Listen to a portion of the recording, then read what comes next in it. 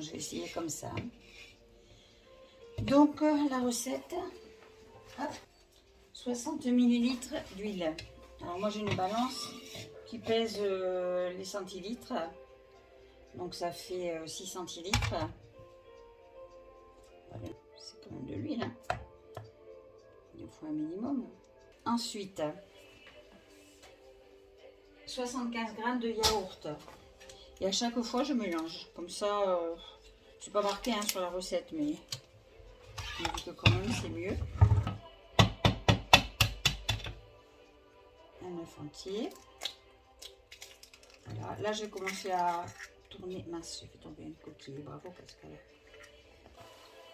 Après ça, il me faut 2 cuillères à soupe de lait. Mais moi, personnellement, je remplace par une demi-banane écrasée. Ne me demandez pas pourquoi. Un jour, j'ai vu ça dans une recette, qu'on pouvait remplacer l'huile, pas l'huile, le lait par un petit peu de banane écrasée. Je ne sais pas si c'est vrai, mais de toute façon, c'est ce que je mets. Et je mets pas de lait. Par contre, je mets un peu d'eau. Parce que je me dis quand même que le lait est en liquide. Je peux bien mettre une demi-banane, mais il faut du liquide. Donc moi, j'écrase ma banane, en fait, tout simplement. Je l'écrase bien pour qu'elle s'intègre bien au gâteau sans qu'il y ait des morceaux, quoi. Ça donne un petit goût de banane au muffin et je trouve que c'est bon. Hein. J'ai jamais su si on disait muffin ou muffin, mais de toute façon en français c'est muffin. Hein. J'intègre mes petites bananes au mélange et je remélange. Voilà. Voilà, j'ai pas filmé un truc qu'on mélange quand même. Hein. Voilà. 100 g de sucre. Alors moi je mets pas 100 g, je mets 80 g justement grâce à la banane. Hein, parce que la banane, elle remplace, c'est comme la compote de pomme d'ailleurs, hein, elle remplace très bien le sucre. Donc je mets 20 g de moins que ce qui est demandé.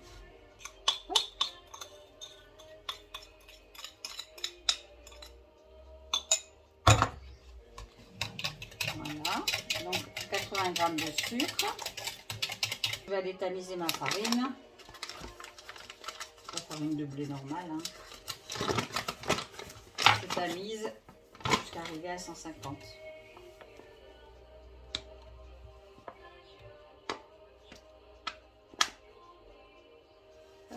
Voilà. Il est marqué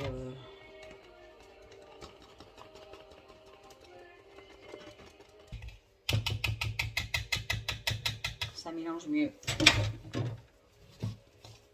Surtout que j'ai très mal aux mains. Dans la pâte, on voit des petits grains, c'est la banane, c'est pas la farine. Voilà. Pareil pour. Alors j'ai marqué un tiers de sachet d'Alsa, mais c'est parce que dans la recette originale, ils disent de mettre de la farine avec levure incorporée. Moi, j'achète jamais ça, donc j'ai fait au pif. Je marque tiers. Voilà, je mets ça à peu près. Je dis un quart de cuillère à café. Hein. Café, un quart de cuillère à café. Voilà. Pas la peine de. Et alors ce qui vient aussi donc avec les raisins secs, bon, j'en ai mis 60 g. Les raisins secs, ça sucre aussi, donc d'où l'utilité d'enlever 20 g de sucre au départ, quoi. Parce que ça, plus ça, plus ça, plus ça. Alors d'accord, les muffins seront bons, mais j'en mets une pour le principe. Normalement, j'avais dit que j'en mettais 2. Comme le lait, quoi, en fait. Mais hop, allez, j'en mets qu'une. Je sais pas, ça me fait tellement bizarre de mettre de l'eau dans un gâteau. Voilà, et je remélange, bien sûr. On ne sait jamais si ça a une incidence, la dernière. Voilà. Et voilà, donc j'ai ma belle pâte. Voilà, là je récupère mon petit machin là. Comment on appelle ça? La grille, ils appellent ça. la grille de l'air fryer. Hop. Voilà. Et là, ils disent 12 à 15 minutes à 160. Alors, je vais faire ça.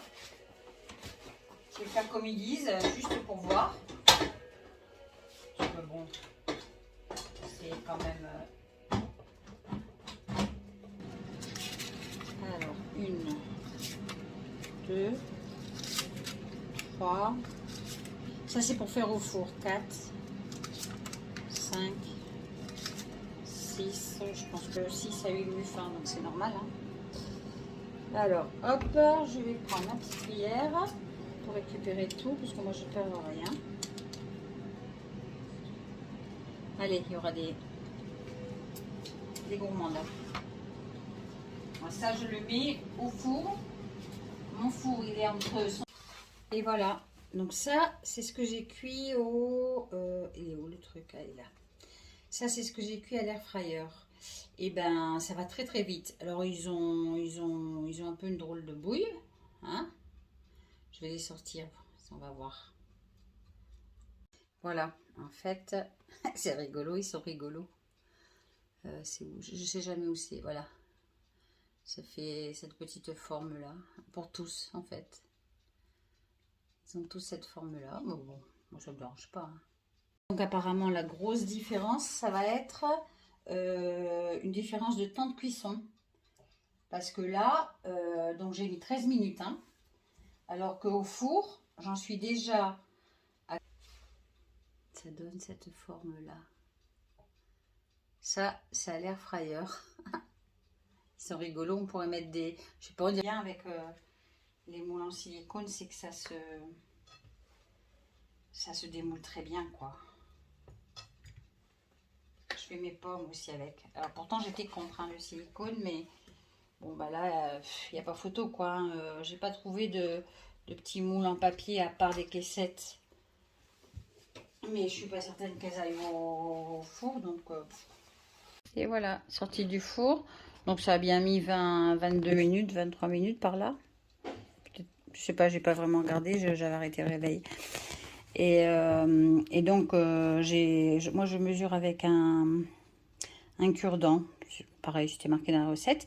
Et donc c'est exactement la même préparation, sauf le carré de chocolat. Et voilà la différence. Ça c'est l'air fryer et ça c'est le four. C'est pour ça que quand j'utilise le crisp du Cookéo, je dis souvent que les gâteaux ils sont moches. C'est pas qu'ils sont pas forcément bons quand ils sont cuits, mais ils sont moches. Et ceux-là, bah voilà, sur une table ça fait joli quand même. Enfin bon là le chocolat je l'ai pas assez enfoncé. Mais voilà, il n'y a pas photo quoi. Cela dit, ça m'empêchera pas de les faire à l'air fryer, hein, c'est pas ça. Hein. Mais ça donne une idée. Voilà, voilà. Bon appétit. Je me régalais.